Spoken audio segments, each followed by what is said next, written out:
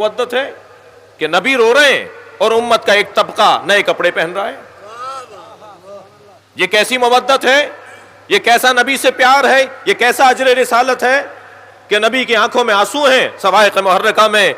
جی ابن حجر اسقلانی نے، علماء اہل سنت نے اس روایت کو لکھا نہیں جو حضرت ام سلمہ فرما رہی ہے کہ میں نے خواب میں دیکھا عصر عاشور کہ نبی کے سر پہ عمامہ نہیں تھا، آنکھوں سے آنسو جاری تھے، چہرے پہ خاک لگی ہوئی تھی، اور آپ گریہ کرتے ہوئے فرما رہے تھے میرے حسین کو مار دیا.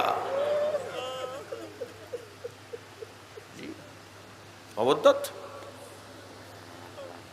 جب حضرت ابراہیم کی رحلت ہوئی، میرے بچے اور جوان لے جائیں ان دلیلوں کو اپنے دوستوں کو دینے کے لیے.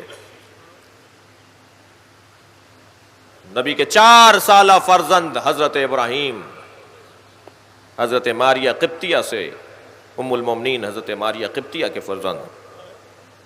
ایک دن نبی نے اپنے ایک زانو پر حضرت ابراہیم کو بٹھایا ہوا اور ایک زانو پر امام حسین کو.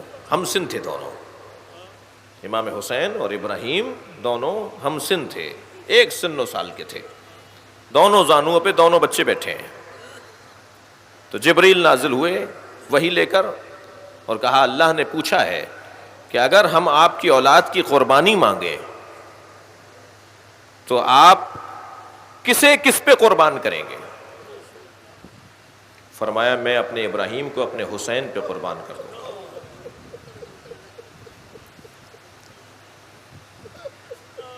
جیسے ہی نبی مکرم نے ابراہیم کو حسین پہ قربان کرنے کا اظہار کیا، ابراہیم ایک دن بیمار ہوئے اور رحلت ہو گئی. اب نبی کو تو معلوم ہے کہ یہ قصہ کیا ہے، تو نبی گریہ کر رہے ہیں. جب سرکار نے گریہ کرنا شروع کیا تو عبد الرحمن ابن عوف نے کہا یا رسول اللہ انتا والبکا، آپ اور گریہ. تو فرمایا یا عبد الرحمن ان القلب لا يحزن، دل ملول ہونا یہ دل کی سالمیت کی نشانی ہے.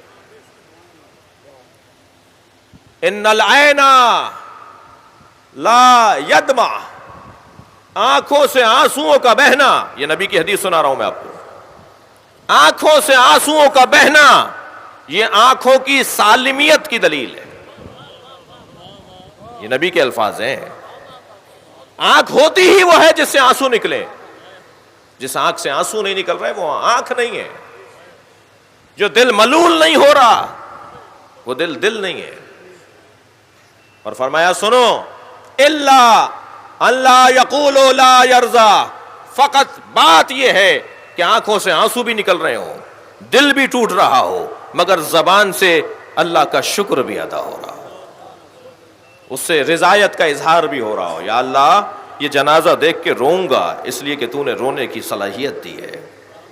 یا اللہ میرا دل ملول ہو رہا ہے مگر یہ دل ملول ہونا تجھ سے عدم رضایت کی نشانی نہیں ہے.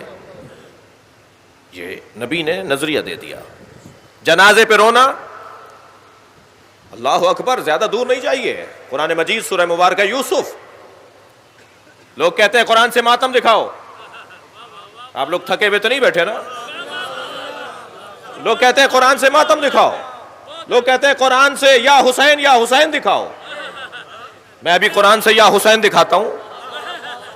حضرت یعقوب روزانہ، ایک دن نہیں، محرم میں نہیں، 10 دن نہیں، حضرت یعقوب نے سال ہائے سال روزانہ ماتم کیا ہے. اور کس کا ماتم کیا ہے؟ جس کے زندہ ہونے کا یقین تھا. یہ نہیں کہا، یہ نہیں کہا جائے گا کہ زندہ ہو جاوید کا ماتم نہیں کرتے ہیں. یہ حضرت یوسف زندہ ہے نا. حضرت یعقوب کیا کہہ رہے ہیں؟ حضرت یعقوب روزانہ ایک ہاتھ زانو پر مارتے تھے، ایک ہاتھ سینے پر مارتے تھے، ایک ہاتھ سر پر مارتے تھے، اور سر پر، زانو پر اور سینے پر ہاتھ مارتے ہوئے کہتے تھے یا صفا علی یوسفا، جسے آپ یا حسین بولتے ہیں. قرآن کی آیت سنا رہا ہوں نا میں آپ کو. یا اسفا علی یوسفا، یا اسفا علی یوسفا، اے ہائے میرے یوسف، ہائے میرے یوسف، یا یوسف، یا یوسف. کون؟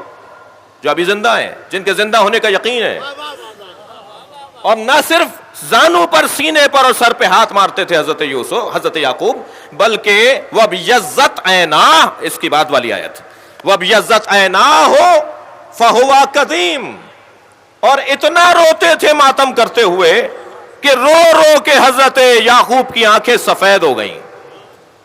اور قرآن کیا کہہ رہا ہے؟ فَهُوَ قدیم. اور یعقوب صرف کاظم نہیں تھے، قزیم تھے. اور فرمائیں گے بھائی تھوڑی دقت بڑھائیے اپنی جی. ایک ہوتا ہے صابر، ایک ہوتا ہے صابر، ایک ہوتا ہے کاظم. صابر اور کاظم میں فرق ہے. کاظم برداشت کرنے والے کو کہتے ہیں، اور کاظم میں بھی انتہائی برداشت جب آ جائے تو اسے قزیم کہتے ہیں. جیسے عالم اور علیم جی، جیسے شاہد اور شہید، جیسے ناصر اور نصیر جی، ایسے ہی کاظم اور قزیم. کاظم اسے کہتے ہیں کہ جو انتہائی برداشت رکھتا ہو. اب یہاں رو رہے ہیں، ماتم کر رہے ہیں، سینے پہ ہاتھ مار رہے ہیں حضرت یعقوب. قرآن کہہ رہا ہے کہ یہ سب سے زیادہ برداشت رکھتے تھے. یہ کیا مطلب ہے اس کا؟ ذرا آپ کی توجہ چاہوں گا. یہ کیا کہہ رہا ہے اللہ؟ کیا بتانا چاہ رہا ہے؟ کیا مطلب ہے اس آیہ کریمہ کا کہ حضرت یعقوب سینے پہ، زانوں پہ، سر پہ ہاتھ مارتے ہوئے یا اسفا علی یوسف، یا اسفا علی یوسف کا نوحہ بلند کرتے تھے اور آنکھوں سے آنسو گراتے تھے، اور اتنے آنسو بہائے کہ آنکھیں سفید پڑ گئیں. اور قرآن کہہ رہا ہے فہو قدیم، اور یہ بہت زیادہ برداشت کرنے والے تھے. صرف ایک ہی بات تو سامنے آتی ہے، صفحہ تاریخ کو پلٹ کر دیکھیے. جنہوں نے یعقوب کے بیٹے حضرت یوسف کو کنویں میں ڈالا تھا وہ سامنے نظر آ رہے ہوتے تھے، تب بھی ماتم کرتے تھے اور برداشت کرتے تھے. بھائی غور کریں، بہت واضح پیغام ہے قرآن مجید کا کہ عزاداروں کو کیسے زندگی گزارنی ہے. خبردار خبردار، جنہوں نے اہل بیت پہ ظلم کیا وہ سامنے آ جائیں یا ان کے چاہنے والے سامنے آ جائیں، تم اپنے ماتم سے ہاتھ نہ اٹھانا.